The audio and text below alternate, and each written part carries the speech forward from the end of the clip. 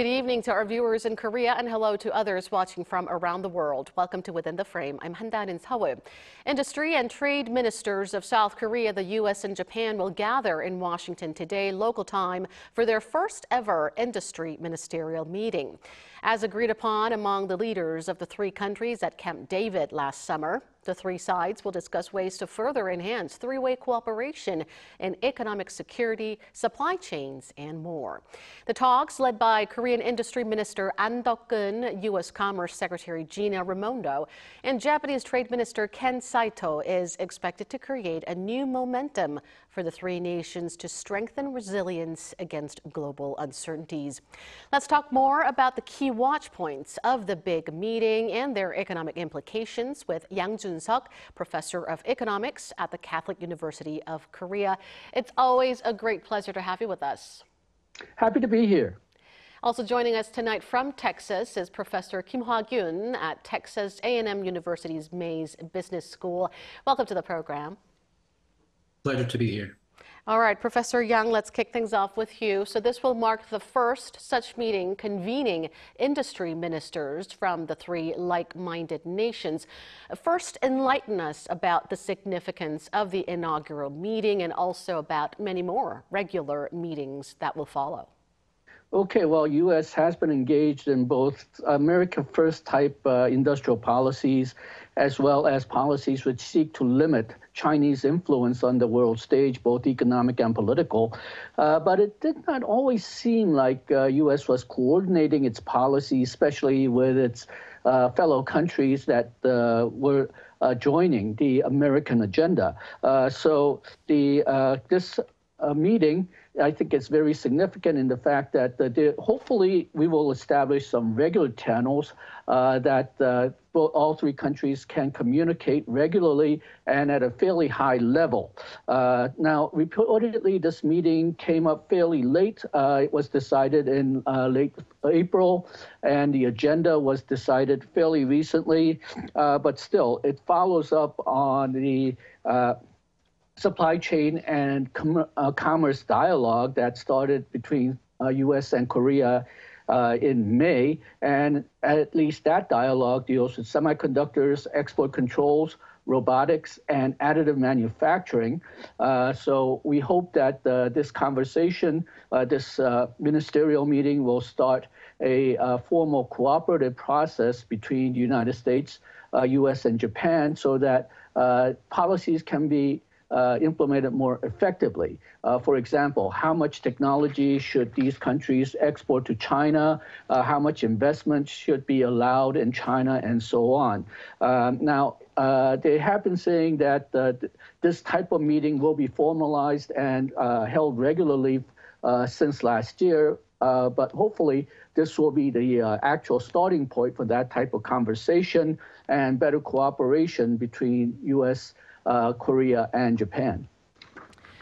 There have been similar talks on similar topics before, but this marks the first time the three countries have formally launched discussions on ways to further boost industrial cooperation, especially in the fields of advanced technologies and critical mineral supply chains. And keeping China in check, of course, is another important factor, consideration of the meeting. And we'll discuss more about that as we move on.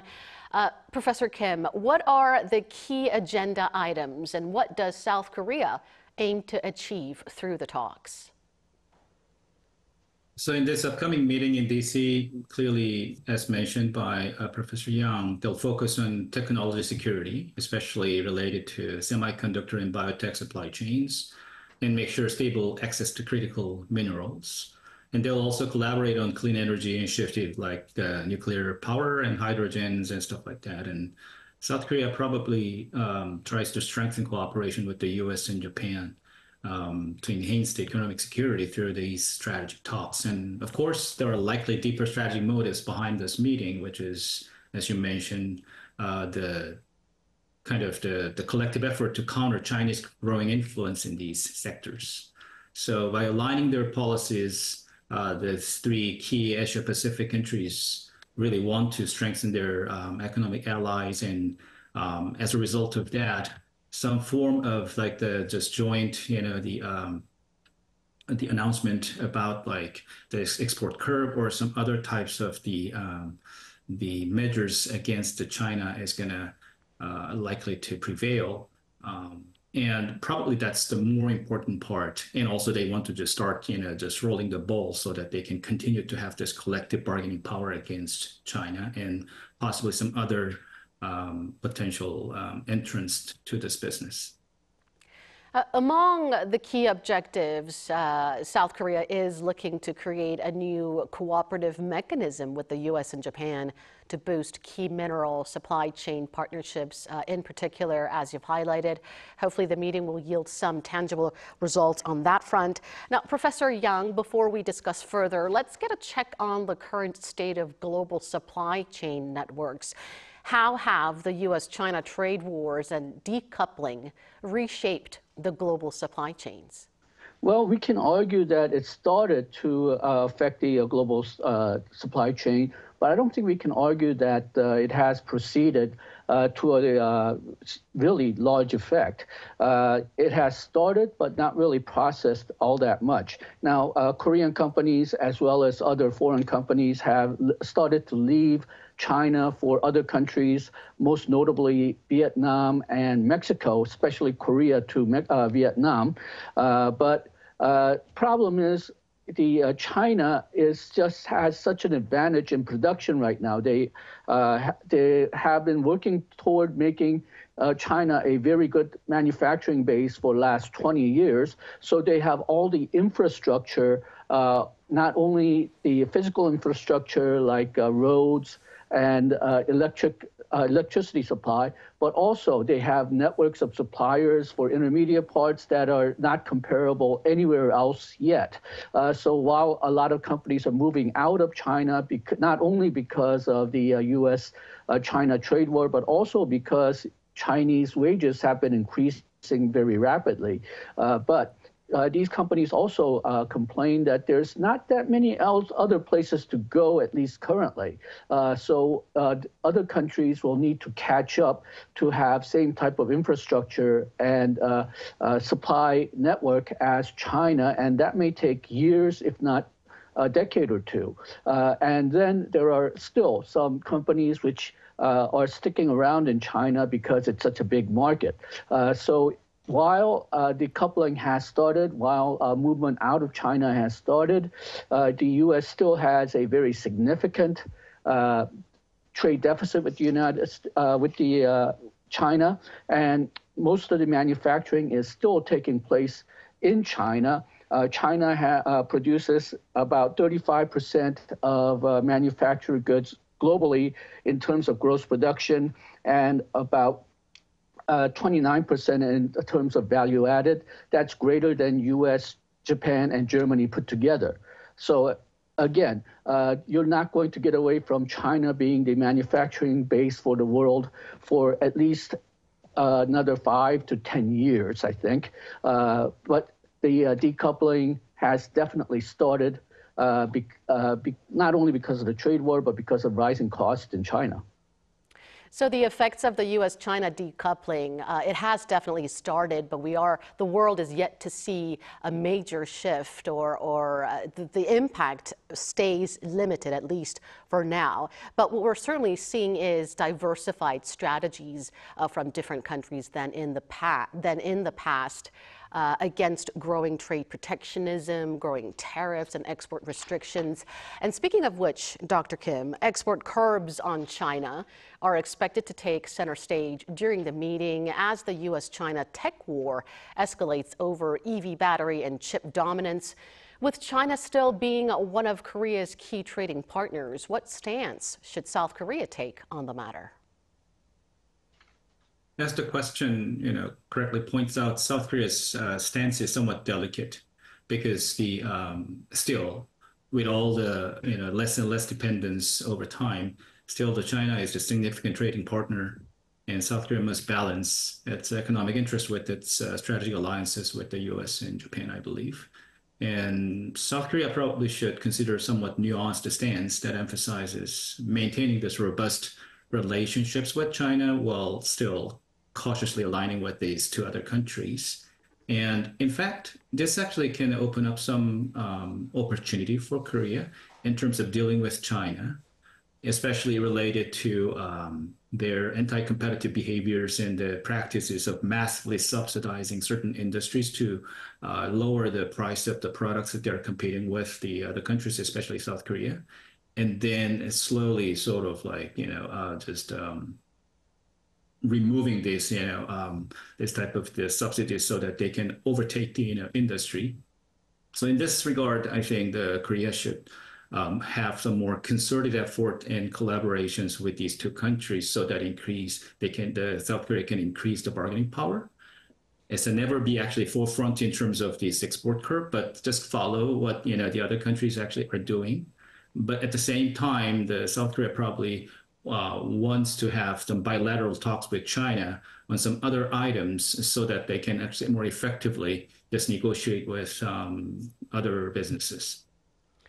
Most economists agree that as important as the U.S. and Japan are to South Korea's economic security, we can't overlook the fact that China is still one of Korea's key trading partners. We're going to need a smart and pragmatic approach to this, but in the meantime, we're also going to need to deal with China's growing protectionism, Dr. Yang. Not long after South Korea, Japan, and China vowed to boost supply chain cooperation during their summit held in Seoul, China flashed a new export restriction card on aviation and space components. The country's commerce industry announced that export items, including aerospace and structural components, as well as equipment and software used in engine manufacturing, will need to apply for an export license from July 1st, citing the need to protect China's national security and interests. What do you make of this? And would the meeting in Washington help mitigate supply chain strains in those areas? Well, the reason that China is so important is that sometimes they're the cheapest or even the only source that you can get some components or natural resources. So it's going to be very difficult for Korea to replace China, and other countries have similar problems as well. But at least for this aerospace parts export limitations, that's not affected to affect Korea by very much because Korea doesn't use that many parts from China. But globally, the export controls may force some countries to deal with restricted parts, and it may affect their aerospace industries, especially since right now the United States has such a tough time with Boeing because of all the quality control problems that they're dealing with. But I think China has shown that they too are willing to use their natural resources and their economic power to get what they want and to counter the moves from the United States. The United States has been using its technology as a tool to limit the influence of China in the global economy. So China is sort of playing tit for tat. They cannot, because United States is much more ahead on technology, China cannot use technology as a tool, but they have been willing to use the rare earth that cannot be easily replaced from other countries, as well as the certain crucial components to influence global economic policy, as well as influence other countries. I think we're seeing a sort of a new version of what Kissinger called realpolitik, where you use whatever tools you have to get the best advantage for your country. And the United States is using technology. China is using crucial components and natural resources that are not easily available somewhere else. Well, we don't know yet exactly what items will be subject to the new export restrictions, so it's hard to gauge the impact of it. But according to various reports, the impact will likely be limited, as you pointed out, as most Korean firms in the space and aviation industries are not that dependent on Chinese components. Now, moving on, Professor Kim, South Korea may be a global semiconductor powerhouse, but it appears it's being somewhat sidelined from recent initiatives by fellow Chip 4 members like Taiwan and Japan to bolster their chip alliance, particularly in advanced AI technologies. What are your thoughts on this? And do you believe the meeting in Washington will assist South Korea in addressing its vulnerabilities? I agree that South Korea, despite being the semiconductor powerhouse, has somewhat just limited in terms of the collaboration, especially the recently, in terms of these AI technologies. And I think this one highlights South Korea's somewhat vulnerable positions, especially in areas like this design, more software packaging part, foundry services, etc. It just prevail through this AI, related businesses, because this is the upcoming and new ones. But this issue has been raised before. Part of the reason is because the Korean semiconductor businesses have been focusing on the RAM and the some of the more hardware parts, while the packaging part or the software embedded part is more of more advanced areas, and the U.S. actually has dominance. And also this foundry business, which is the strongest, the form of the industry in Taiwan, the TSMC. Samsung actually is it's a number two in this position, but still it's a very big gap exists between the TSMC and Samsung. And part of the reason is, of course, the technical differences, but at the same time, because Samsung makes all the products from the very bottom to the top end, some of the competitors, such as the Apple or other businesses, were somewhat afraid to ask, the businesses to foundry because of obvious security reasons and things like that. And that also further weakens the position of the foundry. So then I think, the choice is whether Samsung Foundry should just, give up their the other businesses, or they have to spin off. That's one possibility, but obviously it's not that easy. And there are some other reasons why Samsung doesn't want to give up on these kind of things. Therefore, the Samsung has to think about creatively about how to separating these businesses, and so that they can actually keep having the customers from the foundry businesses.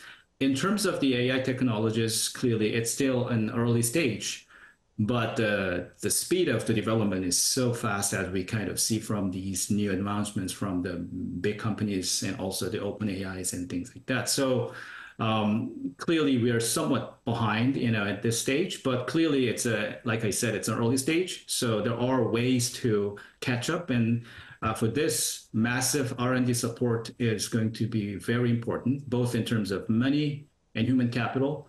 And I think the South Korea has the available human capital, but at the same time, massive support from the government is probably desired at this stage, given this external nature of the businesses and effect that can actually streamline in the future for the time being. So I think the government support and also the firms, actually the more strategic behaviors on the R&D is going to be important. Well, it sounds like South Korea should accelerate efforts to further excel in next generation AI technologies in particular, because SK Hynix or Samsung Electronics alone wouldn't suffice. Now, Dr. Yang, South Korea is also expected to focus on boosting cooperation with the U.S. and Japan on clean energy, from its push for the carbon-free energy initiative to small modular nuclear reactors. What are your prospects for the three countries' cooperation on this front? Okay, well, in April, Korea and Japan held meetings on decarbonization and clean energy, including hydrogen and ammonia power, and Korea's carbon-free energy initiative. And that agenda will probably continue with the trilateral meeting as well. And I think the United States, as long as the Biden administration is in charge, will be very open to it, because for President Biden, clean energy and decarbonization has been one of its main policy goals. For example, the so-called Inflation Reduction Act, a lot of that, in fact, a lot of people call the main point of the Inflation Reduction Act to be clean energy rather than reducing inflation. There's a lot of incentives there about using clean electricity and electric power vehicles. So I think the Biden administration will be very open to any kind of decarbonization and clean energy initiatives. The wild card here is what will happen during the presidential elections in the United States in November. Ex-President Trump has staked his position as being somewhat anti-clean energy, anti-decarbonization, going back to use of coal and oil for energy purposes. So these initiatives may not continue if President Trump is re-elected in November. So we probably will have to plant some seeds in case Biden administration is re-elected. But on the other hand, setting up too many long-term agendas right now may not be the wisest thing to do, because it may be canceled if the new administration comes in November. Right. And just very quickly before we let you go, Professor Kim, the three countries will also aim to seek to enhance their cooperation at the private sector level, with much attention being focused on the launch of a trilateral business meeting. Help us understand the importance of the private sector in further advancing the three nations' industrial cooperation. This is a classic theme in international economics, gains from trade. In this case, the U.S. has definite edges in software marketing and the final products making, and Korea on the chip making and also the implementing new technologies into intermediate products, and Japan on producing and refining raw materials and key parts. So clearly, there are different competitive edges among these three countries. So I think gains from trade actually can be maximized by doing this at a private level. And then, of course, the one issue is, as we talked about today, clearly there's some issue in terms of like the China and Taiwan. So I think, there are potential threats and entrants actually coming to this thing, and then always possible that this South Korea or Japan or even US can be replaced in this thing. So it's going to be important to maintain this competitive edge by increasing R&D support and just keep watching these kind of things. But at the same time, the gains from trade, I think, is the main theme. Well, the private sector plays a crucial role in global cooperation, bringing benefits that enhance the effectiveness of intergovernmental partnerships. So we'll be watching with optimism how things unfold from here. Thank you so much, both of you, for your brilliant analysis. Thank you. Thank you. And that brings us to the end of this show. Thank you for watching, and be sure to tune in same time tomorrow to join our conversation. Goodbye for now.